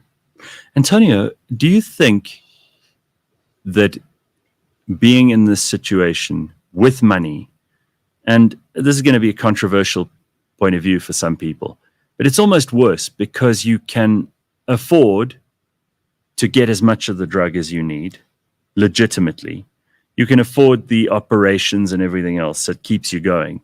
Whereas if someone has nothing and they have nothing to live for and they don't have any money and they can't afford the treatment, they kind of just give up and then they probably die. I would say that having money was my saving grace, Really? because honestly, I could honestly tell you that if I never had doctors and chemists that I could go to get my tablets, I would have gone straight to the street. Really? I You would would have? have gone straight to the street and I would have become a heroin addict. It happened to one of my son's friends. My son went to St. John's. One of the moms there, she fell down the steps at home and she fractured her ankle and she ended up getting plated. And she was prescribed Oxy. And she did what I did in the beginning. She got addicted. She started fraudulating her script and going to Discam and Clicks and just repeat scripting. And eventually she got blacklisted and she couldn't get her prescription filled. And she ended up going to the street. She became a heroin addict. And 4 months later, she overdosed and died. Oh my God. And I mean, the thing is, as well, at that point, you stop buying food and you stop giving your body nutrients. You'd favor buying a drug over keeping yourself alive. You'd steal. You'll do anything for that drug. Mm. I mean, when I detoxed the first time, on about the Saturday night, I was seriously contemplating breaking into the Bedford View Pharmacy. And I had a whole plan in my head of how I was going to do it because I really, really wanted my tablets. Jeez. Yeah, it's crazy. So, Wow. Crazy South African says here, what was the turning point for you in deciding to seek help? What advice would you give to others who are struggling with addiction but haven't taken that first step yet? Because we haven't got to the point yet in your story where you managed to, and I encourage people to read the book, Slaying the Dragon, which we'll talk about in a minute, but just complete the picture here for people like this who want to know, where's that breaking point? Can you identify a specific place and time where it happened? So I always wanted to get off. So that's why I was continually trying and failing with this tablet. I think the real turning point, I went away on a skiing trip to Austria with my family that like in my mind, I really didn't want to go on. And I think my mind was reaching breaking point from all the trying and all the fighting, just trying to stay taking this tablet normally without consuming copious amounts of it. And I went away on this holiday, and above the depression and the body aches, anxiety setting, which is the first time I've ever had anxiety in my life. And if you've had anxiety, you'll know it's like this feeling in the middle of your chest. You can't sit down, you can't stand up. You think something's going to happen, but nothing's going to happen. And now I've got anxiety, I've got depression, but I must still get up in the morning and go ski and look happy with my kids at breakfast. But all I want to do exhausting. is I just want to die. Yeah. And so I came back from this family holiday. And 2 months before that, I'd gone to my GP to ask him, is there anyone that he could recommend that's like a pain specialist that could help me? Not the doctors that I'd been to. And he had recommended a psychiatrist. And when my PA phoned to make the appointment, there was like a 2.5 month waiting list for this woman. So she made the appointment, but I'd actually forgotten about it. And when I came back, just happened to be that it was that week. And she came to my office and she said, listen, don't forget you got this appointment. And I first told her to cancel it. And I said, oh no, I don't need a psychiatrist. I was so depressed. I said, I don't need to tell someone about my depression. Just cancel that appointment. Sure. And she actually said to me, listen, just go. You never know what could happen. Just go and see her, see what she has to say. And it was a lady called Dr. Layla Perouk in Rosebank. And I went out to go and tell her and I told her my whole story, my drug addiction, my operations. And she said, listen, well, the first thing is that we need to get you off the Oxy, because Oxy is very fast acting and you can never taper off such a fast acting drug. So she put me on a patch called buprenorphine, another opioid, a strong, long-acting opioid. Mm-hmm. And she did the conversion and she transferred me to these 2 patches, 40 milligrams. And over a period of the next couple of months, she started weaning me off the patches. So from 20 to 35, a couple of weeks later to 30 to 25. And eventually I got down to 15 milligrams. And the patches only come in 5, 10, and 20. That's the size that they come in. And when I pulled off the 5, a couple of days later, I went into the most hectic withdrawals. And I quickly made an appointment. I went out to go and see her. And she said, oh, no, once you get to this point, this is where you now stay. You stay on these drugs for life. And I was like, what do you mean? She says, no one gets off buprenorphine. Really? You now just manage it. Oh, my God. And I was like, but I want to get off. And she said, well, listen, it's extremely difficult. Not many people get off. And so I went home, and this patch that you stick on your skin, it's got like a contact strip. I measured it. I worked out 10 milligrams is equal to 4 mils on the strip. And I started cutting the strip over a period of probably about 8 months.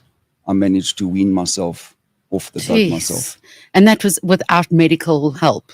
Listen, my wife went to go and look at the rehab centers.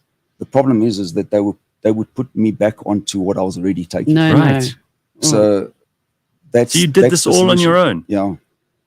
And the book is like a self-help guide. I mean, it tells you in detail how I did it and how I managed to get off.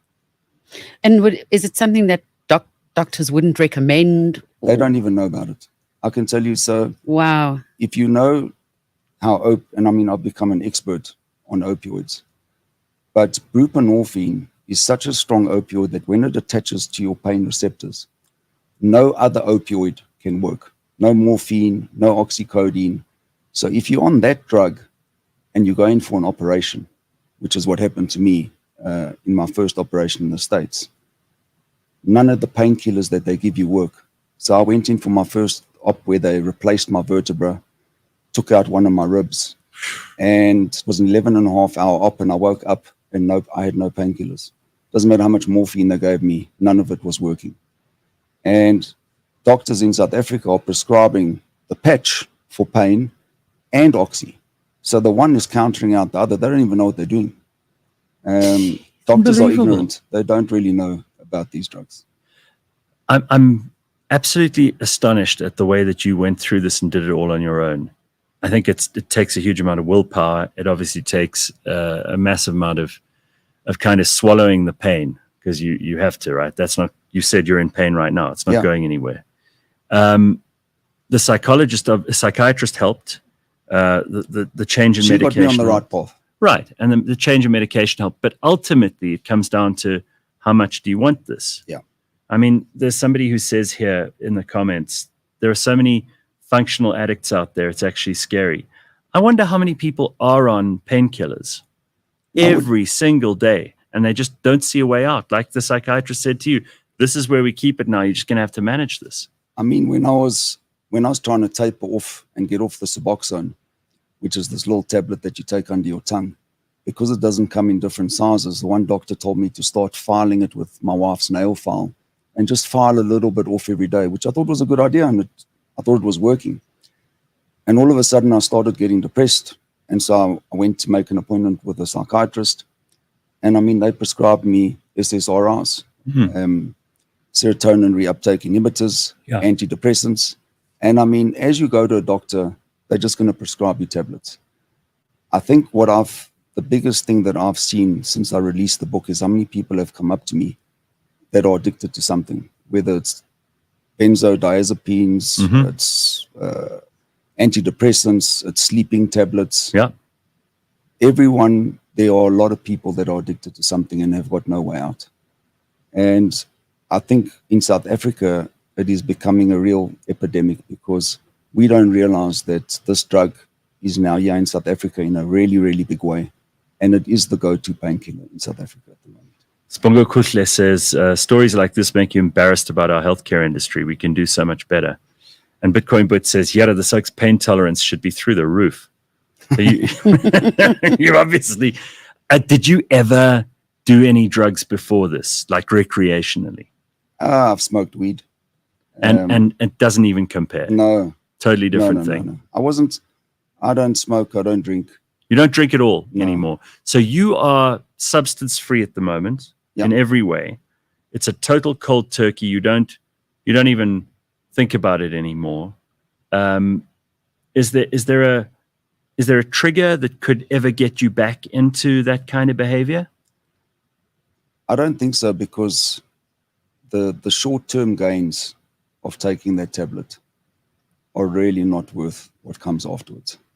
So the pain relief that you'll get, your slight happy feeling that will last 20 minutes, what comes after that, if you on that tablet for about 4 or 5 days, the depression will get you. Does it feel now that you're sharing this story for the first time? Because you said you were sort of suffering in silence for like 18 months when nobody knew. You were just It pretending. was almost 5 years. Yeah. You're pretending everything was okay and holding it together. And That in itself is Putting up a so front and, like, exhausting. So I mean, where I came Sure. out the first time was when I came back from this ski holiday in March. yeah. And I called all my exco and my senior managers, about 30 people, into the boardroom, and I just came clean with them first. And I mean, I told them my whole story, how I got addicted. Were they shocked? I was crying, they were crying. I really just, but it was like a big weight had just been lifted off my shoulders, that I was able to tell them I wasn't ashamed. And I think that was the turning point where I started moving in the certain direction of actually getting off. Dirk has an interesting It's just question here. amazing. He says, how many families and colleagues are aware of what you are going through but don't say anything? Is it our culture to stay quiet on these things? Again, did you feel a pressure, first of all, as a business owner, as an entrepreneur, as a father, as a husband, as a man, to kind of just cope and deal with it? Because it's a very South African thing, you know, you make a plan, you get through it. Do you think that without us becoming soft and, you know, everyone sitting in front of Oprah and crying, there's like a balance, and maybe South Africans don't talk enough about this stuff? I don't think, not just South Africans, I don't think most people are going to talk about their addictions, Yeah. whether it's alcohol, drugs, whatever it is. No one's going to tell you they're addicted to sleeping tablets and they Yeah. can't fall And asleep. it's the fear that drives you, because you know they're going to make you stop. The thing is, I had no problem telling people that I was on Oxy. I mean, I didn't keep that a secret. Well, it I was could like a legal thing. I could justify it. You know, I've got pain. Yeah. That's why I'm taking it. The secret was how much I was taking at certain times during that period. And the thing is that you don't want people to know that you are really just consuming vast amounts of it. So that was the secret. Somebody else asked, can you actually refuse opioids or morphine when you're in hospital? I don't think you can. It's No, not up to you. It's up to the doctors. You can refuse Oxy. I mean, I wouldn't refuse morphine. Morphine's not the problem. Oxy, if you're given it for 1 or 2 days, it will be fine. But I mean, I left Milnerton Hospital with about 15 boxes of the stuff. Yes. So maybe some doctors are conservative and they give you maybe 2 or 3 tablets for your pain after an operation. That's not a problem. But I think a lot of the time you're given a box or 2 and you take it. Yeah. And trust me, you do get addicted to that little happy feeling that comes. Well, I mean, just, you know, by comparison, it's nothing. But after my hip replacement, I never looked at the ingredients of my tablets. And the doctors will say to you, take it every 4 hours, even if you're not in pain, because you're going to be in pain. Well, listen, I never questioned No. the doctor No. up until that point. I mean, my first operation was Most of us up to quite a COVID. disaster. Most of us up to COVID never questioned anything from the medical fraternity, Yeah, this right? is true. We just Doctor trust. says, you take this, I'm going to do this to your back. Yeah. I'm going to insert these plates. What do you say? Okay. Yeah. I mean, you really have got total 100% trust that whatever they're doing is in your best interests. And maybe they think they are helping you. It's But not- they yeah. probably do. I mean, that's what their training that's what they've been teaches taught. them. Yeah. And They're also human. The thing is that we did survive before Oxy. You know, before Oxy arrived on the scene, you went in, you got morphine, you maybe got some Sana leave, maybe a Tramacid tablet. But there were operations prior to Oxy. Well, I mean, there were people in wars that had limbs cut off when they didn't have anesthetics. They survived. The- I don't think it was pleasant. The craziest Not very thing that's- pleasant. that I never knew is that when I went to my doctor and I said, listen, what other pain tablets can you prescribe to me that are not opium based for my pain? Yeah. And quite plainly was told, every pain tablet that really, really works in the world is opium based. So whether it's morphine, pethidine, oxycodone, Tramadol, tramadol, all of them are derivative of an opioid. Tramoset I've been on. It's And then there's of course the wider, the global and corporate involvement as well, and how the pharmaceutical companies Well, are think profiting off of I this. think they definitely are into annuity income. Mhm. And annuity income is keeping you a repeat client. Well, get There's- you on there's something for definitely life, no- right? Yeah, no benefit to you taking something and getting healed. They need you to keep buying. And so whether you're on heroin or you're on oxy or you're on buprenorphine, you're on something and you are on the hamster wheel and you just running around. And what is life like now for you? Because you've always been a disciplined person. You've always had you said routines. You kept yourself in shape. You pitched for work. You did all the things that you were responsible for. You took on new projects. Dad, your husband, all of these things. What's life like now? Is there a different rhythm? Are you doing anything differently this time to what the kind of life was that you were leading before the operation, before the accident? I think I've gone back to where I was prior to the op. I think during my addiction period, I was going through the motions of doing everything that I used to do before in the hope that I would get off and I would come right. I'd say my headspace, I'm in the best headspace I've ever been in my life. I'm Well, motivated. you're sharing the story for starters. That's I'm good. driven. Yeah. I love my wife. I love my kids. I love my office. I love my staff. We've got really big things planned for the future. I love disrupting the market, and I've done seriously that in the gym space. Yeah. I'm doing it in the insurance space. I've opened up a new restaurant, and which is doing really, really well. So I'm a workaholic. I love work. Just as a complete aside, you mentioned the restaurant. That restaurant they've just shut down in Pretoria. Do you agree with me that these people, if you're unhappy in a job, you must leave? You should definitely leave. Listen, there's definitely different pay structures on when they pay waiters and waitresses. Yeah. Some restaurants pay basics, some don't. Sure. Some are just tips only. Some make you pay for the uniform, some don't.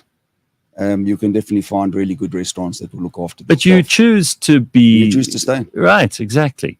You don't have to. You don't have to work there. And also, I would say that people often will find a coping mechanism, and I'm not talking about jobs now, but in their lives, they might go through a tough patch, and then they find some thing that makes them feel better. Alcohol, cigarettes, Chocolates. weed, chocolates, all of this stuff, right? I mean, you know how I feel about fat people. I've said some terrible things about them, but all of these things are addictions, and they all have the same basis as your story. Like, it's very, very hard to chemically get yourself off of this stuff. Yeah. I mean, what you don't realize is that your whole life is governed by a set of chemicals in your brain. And the minute your production is off, you're in serious trouble. And I mean, some people do need drugs. You know, if you're bipolar and your chemical composition is out, you do need it, and you're going to need it for life. But a lot of people are on stuff that they really don't need. They've just somehow got trapped. Yeah. Do you think some people are more susceptible than others? That's a question that came up in the comments, and I've often thought about it. I've thought, oh, well, you know, and I'm sure you were like me before this happened to you, and God forbid it should happen to me. I hope I'm as strong as you were. But I still go, oh, please, I'm not going to get addicted to anything. I don't have an addictive personality. Yeah, exactly. I don't need that. I have lots going on in my life. I feel stimulated at home, at work, you know, I've got a full and busy and happy life. Why would I ever get addicted to something? No, you don't need that. That's absolute rubbish. That's why I say this drug will catch you, and it can catch anybody. Because I didn't need any of that. I mean, I got my adrenaline rushes from my racing superbikes, racing supercars. I mean, I was living the high life and loving it. And from 1 minute to the next, you are chasing your little tablet around. I mean, I used to store that tablet everywhere. I had bottles in my bag, in my car. If we went away on holiday, I'd make sure my wife's bag had it, my son's bag, my daughter's bag, just in case I lost it somewhere Yeah. down the line. Mm. You become paranoid. And it became your number one priority to make That sure is you your had it number right. one. Listen, drug abuse is very selfish. You think about that before anything else, and you justify it. Mm. Do you ever think about how it felt to be on that stuff and go, like, either get the chills and go, I'm so glad I'm out of it, or go, oof, to feel that way again would be worth it? No, I mean and that's what I say. The happy feeling that comes with taking it is you can't So compare short-lived. to what comes afterwards. Yeah. And once you know what comes afterwards, I mean, to go back to it, I think you're just an idiot. So what we've learned here is that superbikes are a terrible idea. I mean, Basically. that's what I'm taking away. Superbikes are a terrible idea. Adrenaline rushes. Just be calm and live life where your dopamine levels are more or less regulated. I mean, what do you do for a high now? What do you do for fun now? Because you're not the kind of person who's just doing ordinary stuff. Is it business? Does that give you enough of a high? No. I still like my supercars. I just came back from a Lamborghini trip where we rode from Cape Town to George through all the mountain passes. Wow. And that was really, really fun. The thing is, my personality is to always do whatever I'm going to do. I'm going to do it on the edge of my ability. I'm going to push Wow. myself right to the edge. And I mean, that's why I've been airlifted off the mountain in Austria. I cut my whole knee open. I've got 2 operations. You're torn that my- son that I've mother. torn my bicep boxing because I took that to another level. I mean, even playing tennis, I broke my scaphoid bone. I mean, it's ridiculous. So, Your wife must want to like cotton wool ball you before oh no, you she leave. doesn't want me to do anything Yeah. dangerous. But I think that is one of the secrets to my success is that I'm not scared of taking risks. I've taken a lot of risk in business. I'm not scared of failure. But it does come with its consequences. Mm. I think that this is a terrific book for everyone to read. Slaying the Dragon. You can get it at good bookstores now. We'll also put the details up on the website so that you can follow up on that. And there's what it looks like. Antonio's book. It's a hell of a story, man. I'm glad you made it through. Thank you. I think it's great for our economy here in South Africa that we've got guys like you who are getting things moving. I'm very happy for your family and your friends that you made it through too, because God alone knows this could have ended very badly. Mm. Yeah, listen. You know, it's do you ever could have- think of like what the alternate route, the other off ramps might have been, an Well, listen, overdose? And I definitely thought of committing suicide many times. Mm. how would you have done it? I would have overdosed. I would have taken about 6 to 8 boxes at once to try and make sure. And I mean, I think the thing that stopped me was, one, if it didn't work, I've seen what's happened to heroin people that have overdosed but have lived through it when your brain is now starved of oxygen and you become a bit of a vegetable. And then the other one was if my wife had found me, Mm. which would have been really, really terrible. Yeah. But you contemplate it, and it doesn't matter how good things are going. That is like you're out. You think that's the best bet for yourself. Well, I'm hoping that very few people who are listening to this now ever have to go through it. But if you have anyone in your life who needs to hear this story, I think that you should read this book. It's really an incredible, very vulnerable, very honest, very real breakthrough thing in some ways. Because everybody always thinks, oh, well, heroin addicts, they're those people you see on the streets injecting themselves. Yeah. This is people you see on a daily basis. You don't know what they're going through. You could be dealing with someone today at work who's quietly going through this and you don't know. And I'd say most people want to get off. Mm. They Of just course, I'm sure they would, just because they know can't. this thing's Yeah. controlling them, right? Yeah. And nobody likes to be out of control. No one wants their life to be in someone else's hands or in a pill's hands. No, it's amazing. It's a terrible place to be. Well, listen, you've got lots of really cool things happening. We'll keep in touch with you because I think that this is just the beginning of a whole new chapter in your story. And of course, there are lots of business things that we've got to talk about Yeah. too. So I I'm think really that would be excited quite about cool. that. Gerard Fritz says there, Antonio, if Spider-Man dies tomorrow, you are my new hero. But only if Spider-Man dies.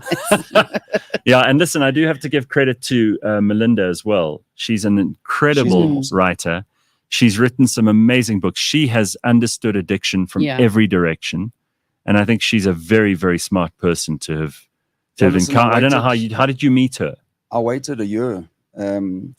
the woman that does my videos for my business put me on to Melinda, Yeah. but she was busy with a couple of other books and she couldn't see me, and I waited. And how we did it is that she would fly in from Cape Town. She'd sit with me in my office for about 4 or 5 hours at a time, record me. I really wanted this book to be in my own voice. So she'd go and write the first couple of chapters. She'd send it to me and then I'd rewrite it.